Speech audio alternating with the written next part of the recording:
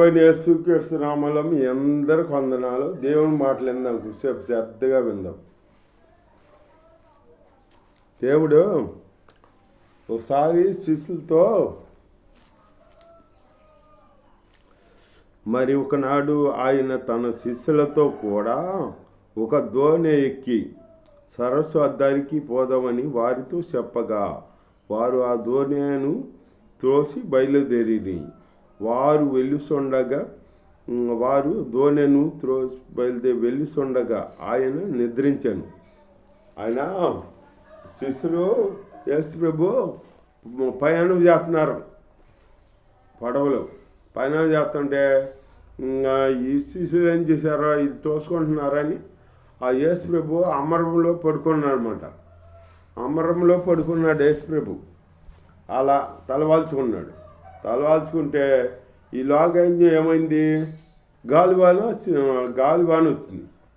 గాలి చెలరేగేటప్పటికే వీళ్ళు తెడ్లు వేసి వీళ్ళకి సాలొచ్చేదాకా వేసుకున్నారు ఆపుదామని. ఇలా వల్ల కాపోయేటప్పటికి అప్పుడు గబగబాబు వచ్చేసి యేసు ప్రభు దగ్గర వచ్చి ఏసయ్యా యేసు ప్రభా మేము నశించిపోతున్నాం, నీకు చింతలేదా అంట లేపేశారన్నమాట. దేవుని స్తోత్రం, చింతలేదా అని లేపేశారన్నమాట.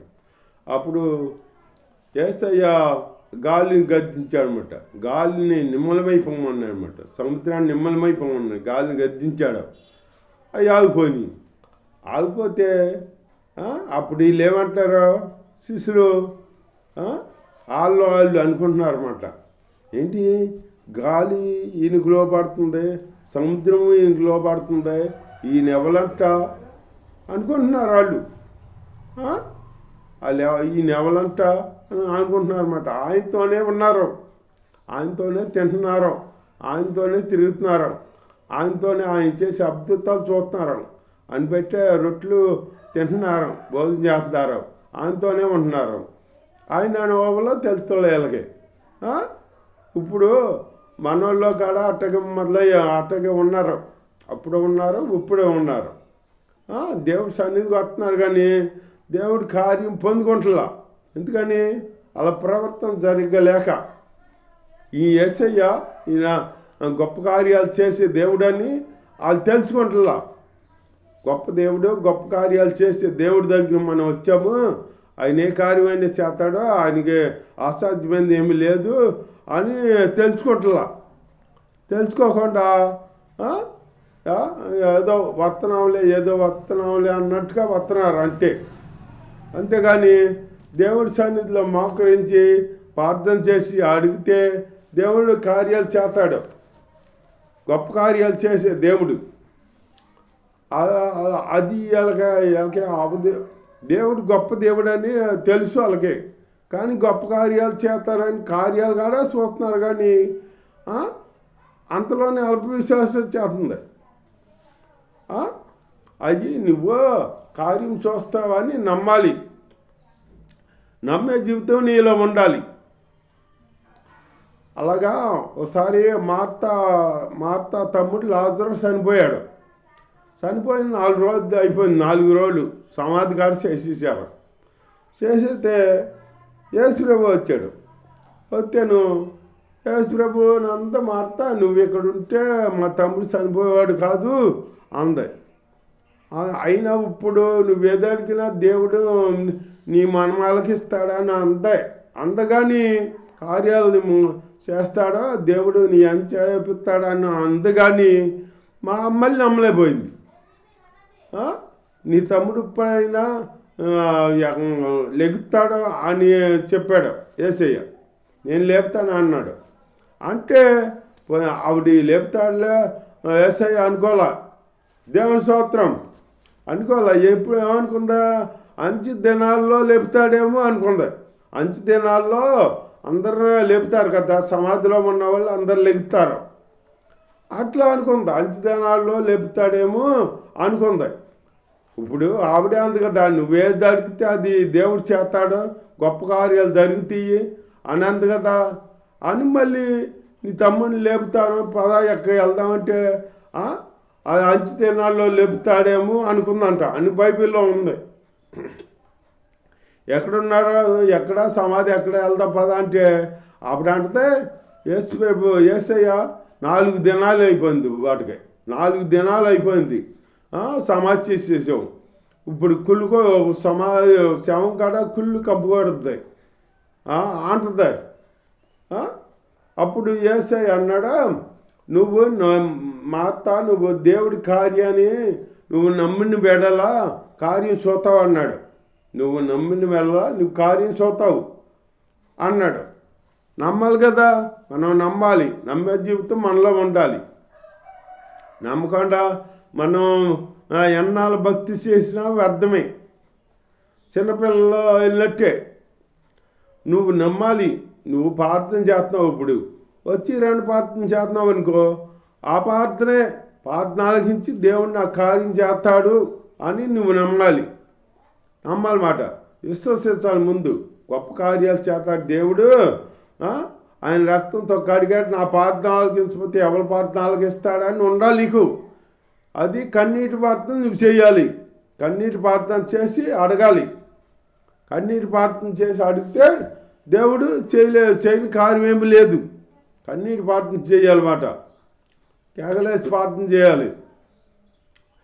దేవుడిని నిలబెట్టాలన్నమాట మన ప్రార్థన. ఒకసారి అంట యేసు ప్రభు ఎరుకో దారిని వెళ్తున్నాడంట. ఎరుకో దారిని వెళ్తుంటే అక్కడ 2 గుడ్డు బిచ్చగాళ్ళు ఉన్నారంట. బిచ్చగాళ్ళు ఉండి ఆ దారి పక్కనే ఆడుకుంటున్నారన్నమాట. ఆ దారిని వెళ్తున్నారు. యేసయ్య సమూహం అంతా వెళ్తుంటే సౌండ్ వినపడుతుంది కదా, వీళ్ళకి వినపడుతుంటే ఏంటి సౌండ్ వినపడుతుంది, ఎవరు వస్తున్నారో ఏంటి అని అడిగారు. వీళ్ళు పక్కన ఉన్నాయి గుడ్డోళ్ళు, కలికడపడోళ్ళు అన్నీ తెలుసుకుంటారు. ఏదైనా అడిగి తెలుసుకుంటారు అన్నమాట. ఇప్పుడు మనకు ఉండదు అట్టగా అన్నీ తెలుసుకుందామని ఉండదు. గుడ్డోళ్ళకి అన్నీ తెలుసుకుని ఆరాలు అన్నీ తెలుసుకోవాలి అని ఉంటుంది. అయినప్పటికీ వీళ్ళు వస్తుంటే అక్కడ వాళ్ళని అడిగారు, ఏంటి చప్పుడు అవుతుందా, ఎవరు వస్తున్నారో ఏంటి అని అంటే, నజరేయుని యేసు వస్తున్నాడో ఈ మార్గాన్ని అని చెప్పారు. చెబితే నజరేయుని యేసు స్వస్థపడతాడో, ఎన్నో వ్యాధులు స్వస్థపరిచాడో, ఏ కార్యం అనేది చేస్తాడని వీళ్ళు విన్నారు. అంతకితం వాళ్ళు చెప్పుకుంటూ విన్నారు. విని నజరేయుని యేసు దావీదు కుమారా నన్ను మమ్మల్ని కరుణించమని కేకలేస్తుంటే ఇక్కడ ఉన్న వాళ్ళు అంటారు, ఏయ్ ఏరా కేకలేస్తా అర్థం ఏంటిరా, ఊరుకా నువ్వు, ఆయన ఎక్కడ నువ్వెక్కడ, ఆయన కేకలేస్తాం ఏంటి, ఆయన వెళ్ళనియ్యి అని అంటారు. అనేటప్పటికి దేవుని స్తోత్రం, వీళ్ళు ఇంకా కేకలేసినట్టు బైబిల్లో ఉంది. ఇంకా పెగ్గే కేకలేసారంట. నజరేయుని యేసు దావీదు కుమారా మమ్మల్ని కరుణించమని కేకలేసారంట. కేకలేస్తే ఆ కేక విని యేసే నిలబడ్డాడు. నిలబడి వాళ్ళని తీసుకురామన్నాడంట. తీసుకురామంటే ఈ పక్క వాళ్ళు ఏమంటారు తెలుసా, ఇగో యేసయ్య నిన్ను మిమ్మల్ని తీసుకురామని అన్నాడు, కానీ ధైర్యం తెచ్చుకోండి, మీరు తీసుకెళ్తున్నాం ధైర్యం తెచ్చుకోండి అని అంటున్నాడు. ధైర్యం తెచ్చుకోమంటున్నారు, వాళ్ళని ధైర్యం చెప్తున్నారు బట్ట. దేవుని స్తోత్రం. వాళ్ళు ఏం చేశారో, కూర్చుని అడుక్కునే వాళ్ళు బట్ట పరుచుకుని అడుక్కుంటారు కదా, ఆ గుడ్డ తీసేసి లొంగ చుట్టూ పాడేసేసారు. దూరంగా పారేశారు. ఏంటి ఇప్పుడు మేము అడుక్కుంటున్నాం, గుడ్డోళం, మాకు సూపు వస్తుందో రాదో, వెళ్తున్నాము సూపు వస్తుందో రాదో, మళ్ళీ ఈ గుడ్డ అవసరం వస్తుందేమో అనుకోలా. దేవుడు కార్యం చేస్తాడు, మాకు సూపు వస్తుంది అని వాళ్ళు నమ్మారన్నమాట. నమ్మి ఈ గుడ్డ లొగ్గు చుట్టి పడేసేసారన్నమాట. అప్పటికే పడేసి దేవుడి దగ్గర వెళ్ళారు. దేవుని స్తోత్రం. అలాగే మనం ఇప్పుడు దేవుడు దీవిస్తున్నా కానీ కొత్తగా నీకు ఆశీర్వాదం ఇస్తానంటే కొత్త ఆశీర్వాదం కోసం పాద్యదాన్ని ఉంటే అది తీసేయమంటే మనం తీసేయం, అది దాచుకుంటాం, అది ఉండమాట. కొత్త వస్తుందో పాద్యం తీలే మనకే అని దాన్ని తీసేద్దాం పడేసేద్దాం అని ఉండదు. మనం యేసుప్రభు దగ్గరికి వెళ్తున్నాము, ఈ లోకాచారాలు మనకి ఎందుకు ఇంకా అని ఉండదు. లోకాచారాల్లో ఉంటారు. ఏమంట మొక్కులు ఉన్నాయంట, మొక్కులు తీర్చుకోవాలంట. మొక్కులు తీర్చుకుని ఏ మొక్కులు అయ్యే? నిన్ను మొక్కమని ఏమి అడగల, దేవుడు అడగల, నువ్వే మొక్కావు. ఎందుకు మొక్కావు అయ్యి ఎందుకు మొక్కా? ఇప్పుడు ఆ మొక్కు వల్ల నీకేం జరగదు, వెళ్ళినా కానీ నీకేం జరగదు. నువ్వు వెళ్ళే ఆడి దగ్గర జీవం లేదు. జీవం ఉంటే బండలాగా ఎత్తుకుంటాయి, బండలాగా ఉండవు. అది బండలకు మొక్కుతున్నావు, నువ్వు చెట్టుకి పుట్టకే మొక్కుతున్నావు. నీకే ఇస్తానో అని మొక్కుతున్నావు అన్నమాట. జీవం గల దేవుడిని మర్చిపోయావు. జీవం గల దేవుడు నీ కార్యం చేస్తాడు, నీతో మాట్లాడతాడు. అవి మాట్లాడుతాయా? చెట్లు పుట్టలు రాళ్ళు బండలు అవి మాట్లాడుతాయా? మాట్లాడవు కదా. నీతో మాట్లాడేది ఈ మాట్లాడతాడు. జీవం గల దేవుడు మాట్లాడతాడు. దేవుని స్తోత్రం. అలాగా మాట్లాడే దేవుడిని వదిలిపెట్టేసి మాట్లాడిన రాయిల్ని చెట్లు పుట్టల్ని మనం వెంబడిస్తాం అన్నమాట. మన మానవుడు చెడిపోయాడనమాట. చెడిపోయి ఏది మంచో ఏది చెడో వివేచన జ్ఞానం లేదు. వివేచన జ్ఞానం లేకుండా ప్రవర్తిస్తున్నాడు మానవుడు.